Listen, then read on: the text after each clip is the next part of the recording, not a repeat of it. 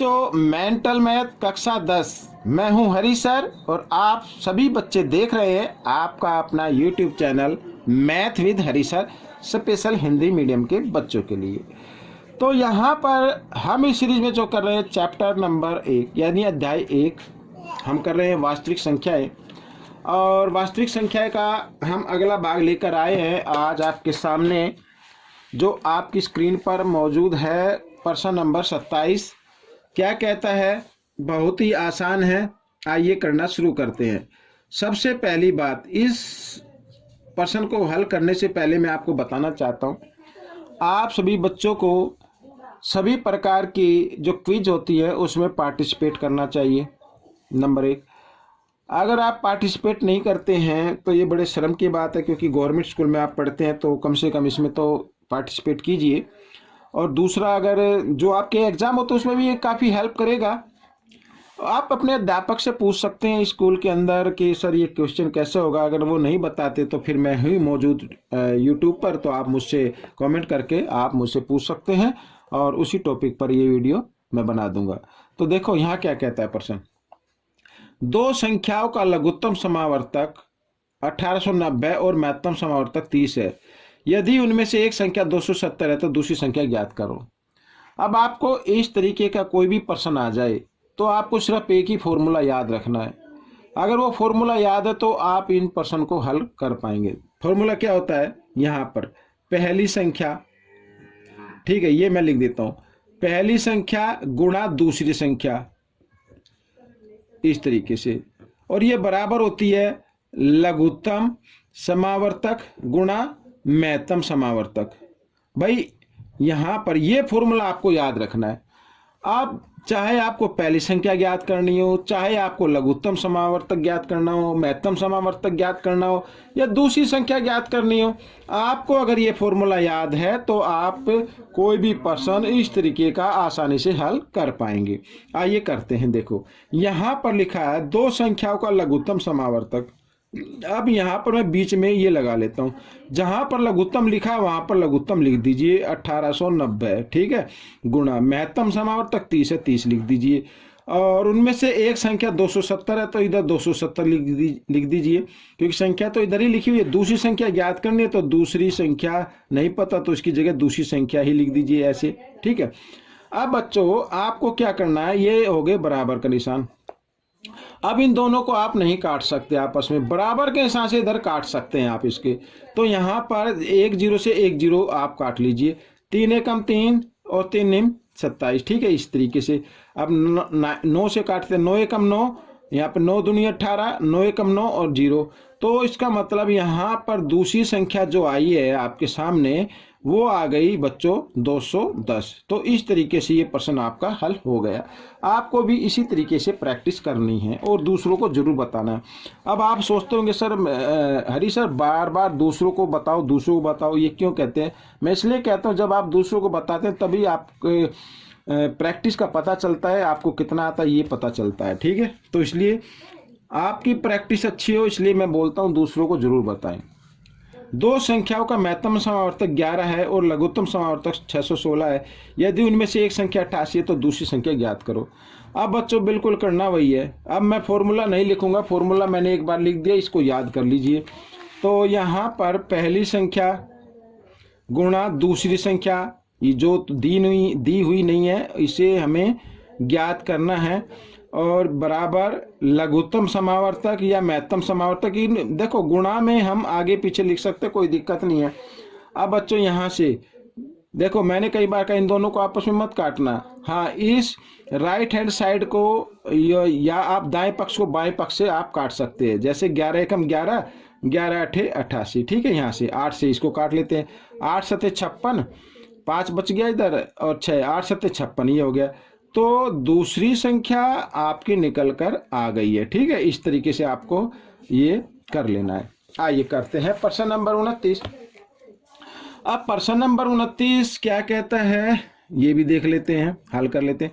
यदि दो संख्याओं का महत्तम समावर्तक, संख्याएं भी दी हुई है, ये रही 110 है, और लघुत्तम समावर्तक 273 के है, तो के का मान ज्ञात करो। बिल्कुल वैसे ही करना है।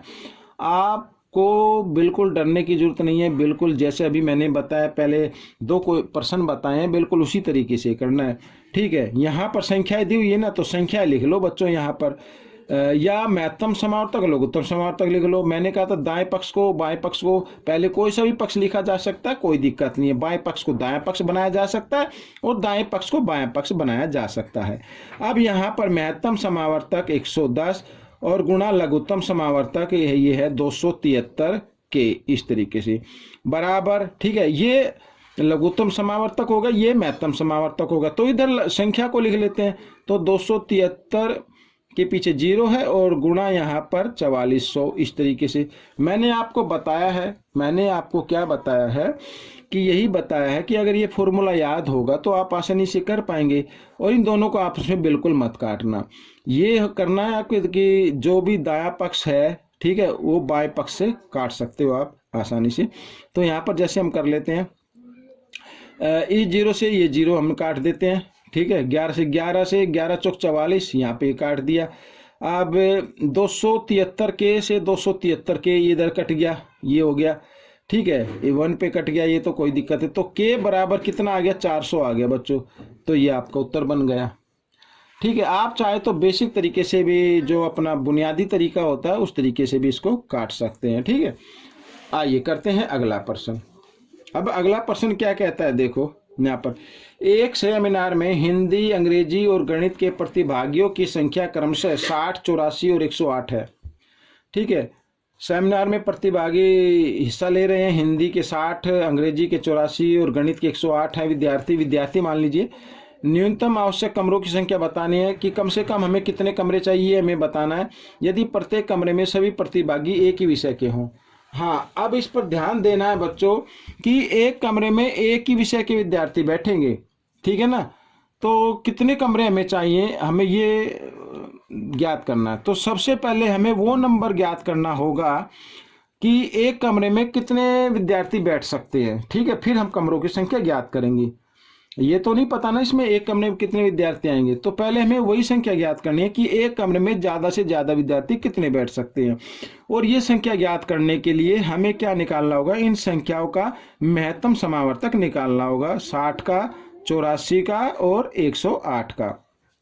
ठीक है, तो हमें पता लग जाएगा, ये लास्ट में दिया हुआ है कि एक कमरे में सभी प्रतिभागी एक ही विषय के हैं। ठीक है, तो एक कमरे में ज़्यादा से ज़्यादा एक ही विषय के कितने विद्यार्थी बैठ सकते हैं, ये संख्या निकालनी है पहले। तो सबसे पहले कोई भी दो संख्या ले लो, तो बड़े को अंदर रखते हैं। और अगर आपका माइंड शार्प है तो आप यहीं से आपको आइडिया लगा सकते हैं। ठीक है ना, ऐसी कौन सी संख्या जो तीनों, बड़ी से बड़ी जो तीनों को पूरी तरह भाग कर रही है, वो 12 है। ठीक है, 12, तो 12 इसका क्या आ जाएगा, महत्तम समावर्तक आ जाएगा।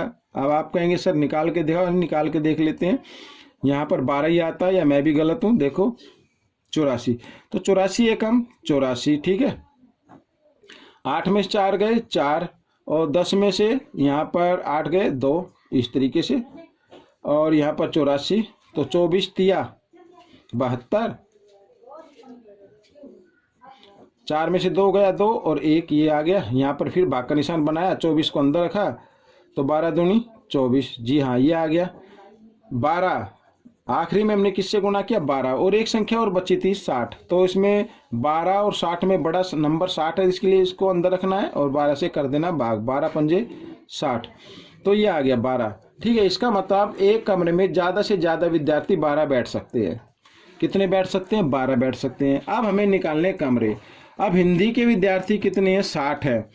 हिंदी के लिए कमरे कितने चाहिए, अब इस 60 को ना 12 से भाग कर दो, एक कमरे में 12 बैठेंगे। ठीक है, तो 60 बच्चों के लिए कितने कमरे चाहिए, 5 चाहिए। यानी हिंदी के बच्चों के लिए कमरे कितने चाहिए, 5 चाहिए। ये आ गया। अच्छा, फिर है अंग्रेजी। अंग्रेजी के बच्चे कितने, 84, इसको भी 12 से भाग कर दो, तो 12 सत्ते 84, ये आ गया। ठीक है, और फिर है गणित के जो हैं 108 है, इसको भी 12 से भाग कर दो, 12 निम्मा 108। तो यानी हिंदी के लिए कमरे चाहिए 5, और अंग्रेजी के लिए कमरे चाहिए 7, और गणित के लिए कमरे चाहिए 9। कुल कितने कमरे हो गए ये हमें बताना। तो इन सबको आपको क्या कर देना है, जमा कर देना है। 9 और 7 16 और 5 21, तो 21 कमरे चाहिए बच्चों। तो ये वीडियो कंप्लीट हो गई। आपको कैसी लगी मुझे ज़रूर बताना। और हाँ, मुझे ज़रूर कमेंट्स करना कि सर रजिस्टरी पर बनवाओ या बोर्ड पर बनाए वीडियो। जैसा आप कहेंगे उसी तरीके से वीडियो बना दी जाएगी। मिलेंगे अगले भाग पर, तब तक आप मेरी वीडियो को देखते रहिए। धन्यवाद।